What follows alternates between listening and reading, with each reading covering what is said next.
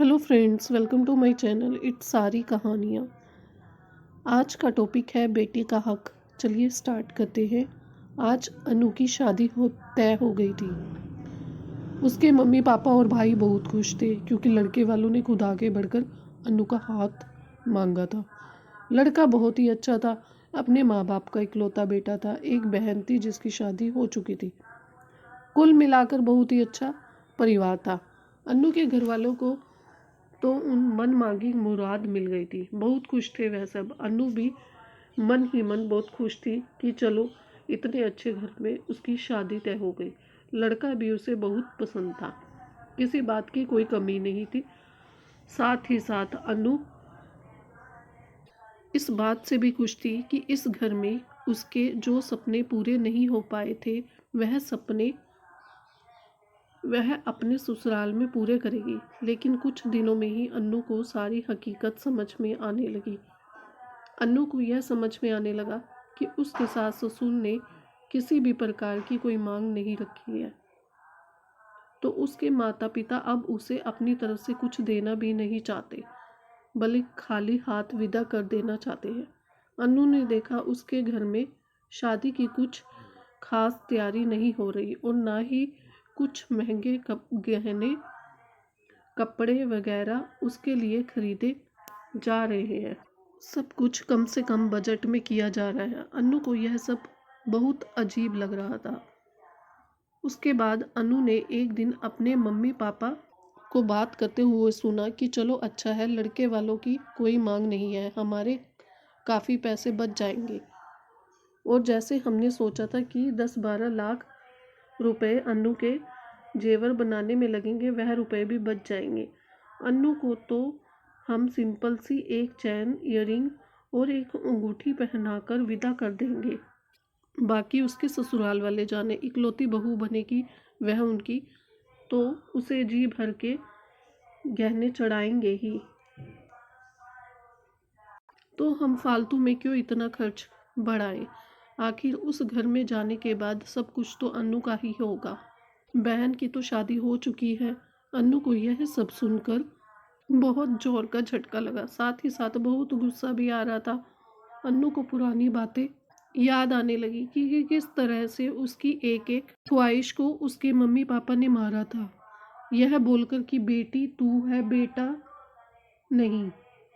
बेटियों की शादी में बहुत पैसे लगते हैं, बेटियों के लिए बहुत गहने बनवाने पड़ते हैं। माँ बाप बेटी के पैदा होते ही उसके लिए पैसे जोड़ने लगते हैं। इसलिए अभी तू ऐसी महंगी ख्वाहिशें हमारे सामने मत किया कर। हम यह पैसा जोड़ रहे हैं ताकि तेरी शादी में काम आए। राजकुमारी की तरह विदा करेंगे तुझे, इतने गहने बनवाएंगे। अन्नू को भी ऐसा लगता था कि माँ बाप भी सही बोल रहे हैं, बेटियों की शादी के लिए तो पैसे जोड़ने ही पड़ते हैं। यही सारी बातें बोल बोल कर अन्नू को की एक एक ख्वाहिश को उसके माँ बाप ने मार दिया था। आज अब अन्नू की शादी की बात आई तो कम से कम में शादी करने की बात की जा रही है, तो फिर अन्नू को उसका कब तक हक मिलेगा? अन्नू को याद आने लगा जब उसके भाई का मेडिकल में एडमिशन हुआ था। अन्नू ने भी बहुत जिद की थी कि मुझे भी मेडिकल करना है, मैं भी डॉक्टर बनना चाहती हूँ। उस वक्त माँ बाप का कहना था कि बेटा मेडिकल की पढ़ाई करने में बहुत पैसे लगते हैं, तू तो जानती है हमारे पास इतने पैसे नहीं है, तेरी शादी के लिए भी तो पैसे जोड़ने हैं, जरा समझ बेटी, शादी तो करनी ही है, कोई बेटी को कुंवारी थोड़ी ना घर में बिठा कर रखेगा। और हर माँ बाप चाहते हैं कि बेटी की अच्छी से अच्छी शादी हो, हमें भी यही चाहते हैं। अन्नू ने भी यही सोचा कि हाँ, मम्मी पापा का कहना तो सही है, और उसने अपनी पढ़ाई की इच्छा काबिलियत होते हुए भी दबा दी। और आज जब खुद लड़के वालों ने अन्नू का हाथ मांगा तो माँ बाप के सारे जोड़े हुए पैसे हवा हो गए, जिसके लिए आज तक अन्नू की एक भी ख्वाहिश पूरी नहीं की। और अब तक देखा है कि लड़के वालों की कोई खास मांग नहीं है, कम से कम में शादी निपटा देना चाहते हैं। अन्नू को यह सब बातें बर्दाश्त नहीं हुई और उसने जाकर अपने मम्मी पापा से बोल दी, यह कैसी बात कर रहे हो मम्मी पापा आप लोग, जब भी मैंने आप लोगों के सामने अपनी कोई ख्वाहिश रखी तो आप लोगों का कहना था कि बेटियों की शादी में बहुत पैसे लगते हैं और हम तुम्हारी शादी के लिए पैसे जोड़ रहे हैं ताकि तुम्हारे अच्छे से अच्छे घर में शादी हो जाए। तो आज आप लोग यह बात कर रहे हैं कि कम से कम में खर्चा हो जाए, मुझे इस घर में विदा किया जाए, यहाँ तक कि मुझे गहने भी ना दिया जाए। फिर क्या किया है आज तक आप लोगों ने मेरे लिए? अन्नू के मम्मी पापा को अन्नू ने इस तरह की बातों की कोई उम्मीद नहीं थी। अन्नू की माँ को गुस्सा करते हुए कहा, कैसी बेटी है तू, अपने मुंह से अपने लिए दहेज की मांग कर रही है, शर्म नहीं आती तुझे ऐसी बातें करते हुए? भला कोई लड़की खुद अपने दहेज की मांग करती है क्या? तब तक अन्नू के पापा ने बोला, बेटा दहेज तो हमारे समाज में कुप्रथा है, हमें इसे कभी बढ़ावा नहीं देना चाहिए और तू दहेज की मांग खुद कर रही है। अरे तुझे तो खुश होना चाहिए कि बिना दहेज के तेरी शादी हो रही है।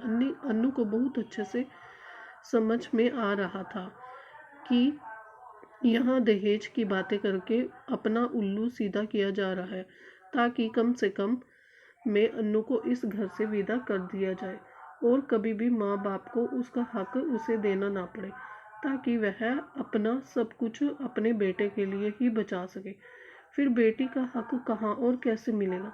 अन्नू ने बोला, हाँ पापा बात तो सही बोल रहे हैं, दहेज हमारे समाज में बहुत बड़ी कुप्रथा है, लेकिन यह बात उस वक्त आपको समझ में नहीं आई जब मेरी छोटी छोटी ख्वाहिशों को आप लोगों ने यह बोलकर मार दिया कि तेरी शादी में बहुत पैसे लगेंगे। क्या कभी मेरी कोई इच्छा पूरी की है आपने? मैं भी तो चाहती थी कि अपनी बाकी सहेलियों की तरह स्कूटी से कॉलेज जाऊं, लेकिन आप लोगों ने मुझे कभी स्कूटी खरीद कर नहीं दी, बोल कर कि मेरी शादी के लिए पैसे जोड़ रहे हैं। मैं भी चाहती थी कि मैं भी एक डॉक्टर बनूं, लेकिन आप लोगों ने उसके लिए भी मना कर दिया। शादी का बहाना बनाकर मेरी सारी सहेलियां सोने की चैन पहनकर कॉलेज जाती थी। मैंने भी एक बार आप लोगों से चैन मांग की थी, लेकिन आप लोगों ने उसके लिए भी साफ मना कर दिया कि हम मध्यम वर्गीय लोग कहाँ से करेंगे, हमें तो बेटी की शादी के लिए भी पैसे जोड़ने पड़ते हैं। और अब जब मेरी शादी आई है तो कहाँ गए आपके वह सारे जोड़े हुए पैसे? वह तो मेरे हक के लिए पैसे हैं ना, क्योंकि पूरी जिंदगी मैंने समझौते ही किए हैं अपनी हर ख्वाहिशों से, सिर्फ शादी के नाम पर। लेकिन हाँ पापा चलिए कोई बात नहीं, दहेज तो एक कुप्रथा है, मैं मानती हूँ, लेकिन मुझे मेरा इस घर और इस घर की संपत्ति में बराबर का हिस्सा चाहिए। मुझे कोई दहेज नहीं चाहिए। पहले ही आप लोगों ने मेरे साथ काफ़ी नाइंसाफ़ी कर ली, अब मैं अपने साथ कोई और नाइंसाफ़ी नहीं होने दूंगी। मुझे आपकी प्रॉपर्टी और पैसों में से 50% हिस्सा चाहिए और वह मैं किसी भी कीमत पर लेकर आऊँगी, क्योंकि मैं भी इस घर की औलाद हूँ और मेरा हक बनता है। इस पर अनु की माँ ने जोर से बोला, पागल हो गई है क्या बेटी होकर हक और हिस्से की बातें करती है? बेटियों को तो उनका हक उनके ससुराल से मिलता है, ना कि मायके से। ज़्यादा जुबान मत चला, चुपचाप जैसा चल रहा है चलने दे। क्या तू ससुराल जाकर अपनी नंद को उसका हिस्सा दे देगी? लेकिन अन्नू भी आज चुप रहने वाली नहीं थी। उसने बोला, क्यों, क्या मेरे साथ सास ससुर आप लोगों की तरह घटिया सोच के हैं? क्या उन्होंने अपनी बेटी को उसकी इच्छा अनुसार पढ़ाया लिखाया नहीं? आपको तो पता ही होगा मेरी नंद एक सॉफ्टवेयर इंजीनियर है, या उसकी छोटी छोटी ख्वाहिश पूरी नहीं की, या उसकी शादी कम से कम पैसे में की और सारे पैसे अपने बेटे के लिए बचा लिए? जी नहीं, उसे उसका पूरा हक देकर विदा किया गया है, क्योंकि आप लोग जैसी घटिया सोच किसी की नहीं होती। और यह दहेज नहीं, मेरा हक है। क्या आप जो मुझे जेवर देंगे वह एक संपत्ति नहीं होगी जो आड़े वक्त में मेरे काम आएगी? लेकिन आप तो उससे भी अपना हाथ पीछे खींच रहे हैं। अगर कोई खास मांग तो है नहीं मेरे ससुराल वालों की, यह देखकर कुछ हल्के फुल्के जेवर देकर मुझे विदा कर देंगे, और उसमें भी आप लोगों की चालाकी। क्या मेरा इस घर पर कोई हक नहीं? जिंदगी भर तो आप लोगों ने यही बातें बनाई कि मेरे सारे हक का गला घोट दिया। अन्नू के पापा ने बोला, यह सब बकवास बातें बंद कर। जब तेरे ससुराल वालों की कोई मांग नहीं है तो तू फालतू में अपने पैसे खर्च करने के लिए क्यों बोल रही है? तुझे तो बोलना है, बोल। अनु ने बोला, ठीक है, तो मुझे शादी ही नहीं करनी। मैं मेरा हक तो लेकर रहूंगी। या तो आप मुझे मेरे हक के जेवर दे दो, जो कि मैं खुद जाकर अपनी मन पसंद से ले लूंगी। नहीं तो मैं इस शादी के लिए तैयार नहीं हूँ, और मैं उस घर में शादी करूंगी जहाँ पर पूरा दहेज मांगा जाएगा। आप लोगों की चालाकी मैं नहीं चलने दूंगी।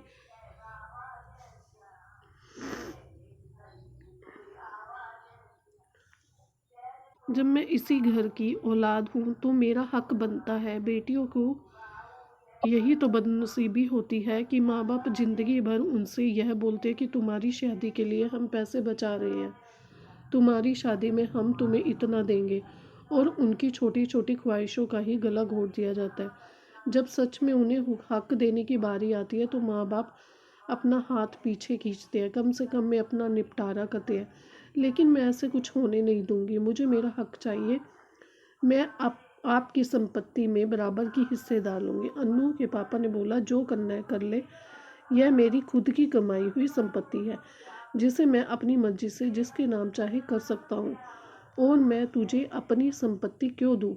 और दुनिया जानती है कि संपत्ति बेटों की होती है, क्योंकि बेटे बहू ही बुढ़ापे का सहारा होते हैं। अन्नू की माँ ने बोला, क्या तेरे पापा बिल्कुल सही बोल रहे हैं? क्या कल को हमें ज़रूरत पड़ेगी तो तू और दामाद जी ससुराल में आकर हमारी सेवा करेंगे? नहीं, हमारे बेटा बहू ही करेंगे। तो हम तुझे हिस्सा बंटवारा देकर अपने बहू बेटे को नाराज क्यों करें?